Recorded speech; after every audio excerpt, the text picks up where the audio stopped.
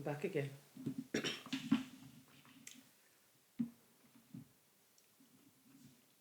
I've been thinking a lot about the youth and how our our society that we live in doesn't allow for spiritual development. There is a lack of space for spiritual growth in the Western society. You don't go to school to better yourself as a human being. You don't learn how to get on with your neighbor. You don't learn about the foundations of humanity, the nature and how it works, existence and how we fit into it.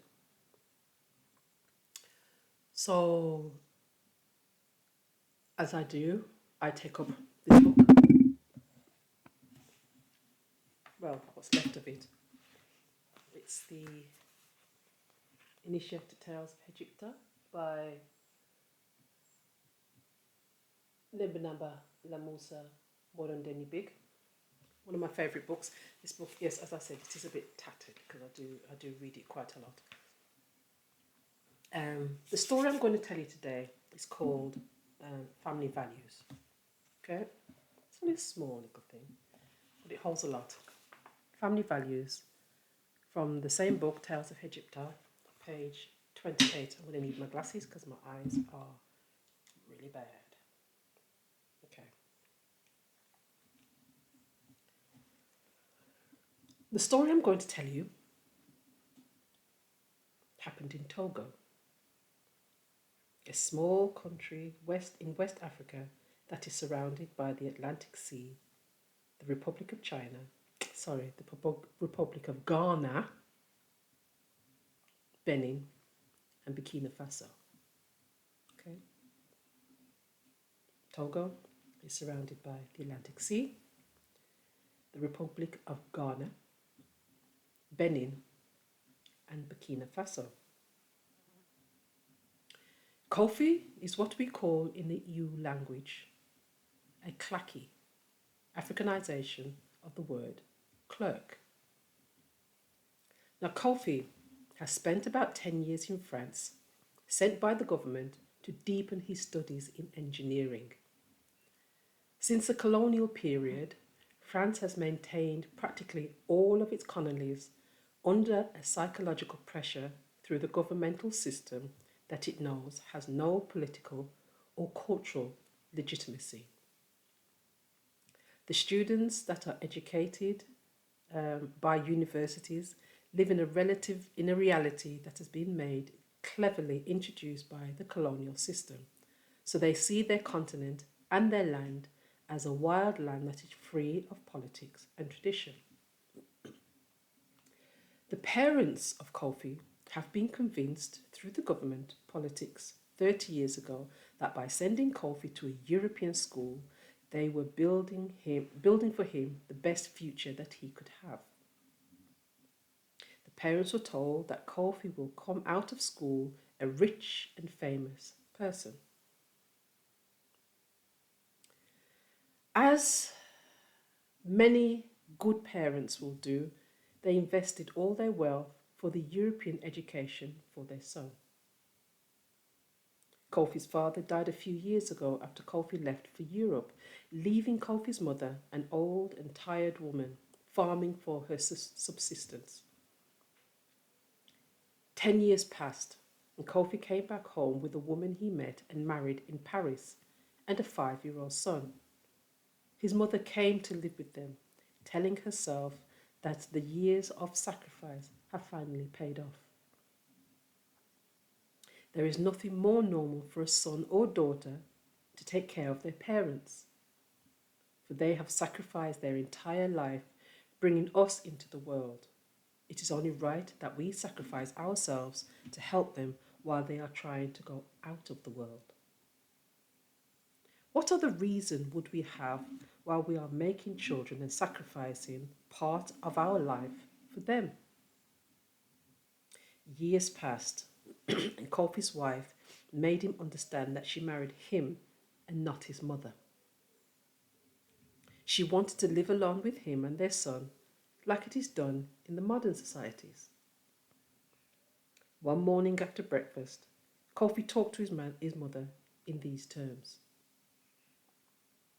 Ma, my wife and I are tired of your presence in our family. We want you to understand that we need to be by ourselves. I would like to ask you to go live with one of my aunts. His mother looked at him straight in his eyes, not being able to understand what was happening to her and her son. Then, in a short protest that was hardly heard, as if she was talking to herself, she said, while she was making her bags, "But you are my only child. If your father and I just thought of us alone, you would not have been born." Kofi and his wife pretended they did not hear anything. When Kofi's mother finished packing her bags, she came calmly and embraced her grandson, and in a last moment of dignity, she decided not to shed any tears or even to pretend she was happy leaving. Then Kofi turned to his son, who was crying to see his grandmother leave, and said, "You see, everybody needs to be alone. Old people are nothing but parasites, and parasites are what slow down our development." The grandmother realized that she had no blankets for her night and asked Kofi to give her one. Kofi, without hesitation, asked his son to go into the sleeping room and bring a blanket for his mother. The grandson then entered the sleeping room, and long minutes passed by. One could hear the sounds coming from the room as if the grandson was looking for the blanket. Half an hour later, Kofi became impatient and decided to go and find out what was taking his son so long. When he entered the sleeping room, he found his son sitting on the bed with scissors. He was cutting the blanket into 2 equal parts. "What are you doing? Why are you destroying the blanket for your grandma?" asked Kofi angrily. "I'm not destroying it.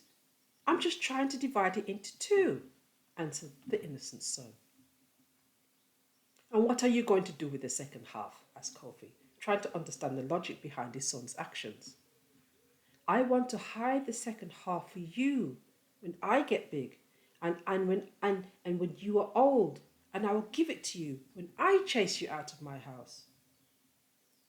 Kofi received his answer like a slap on his cheek and realized the depth of the mistake he had made. When we are young and full of vigor, we have a tendency of blaming the aged people for being old more than anything else.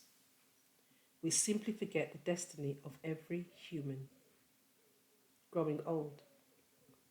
Maybe it's about time we look to new solutions. I like that story because it tells us that we are not inputting values into our children that will surpass them. Values that they then can pass on to their own children. In the modern societies, the elderly are seen or deemed as useless. Their energies have disappeared. Their vigor has gone. They have no more use in the society. If we don't take care of our elderly and show our children that they must do the same, who will be the ones to take care of us?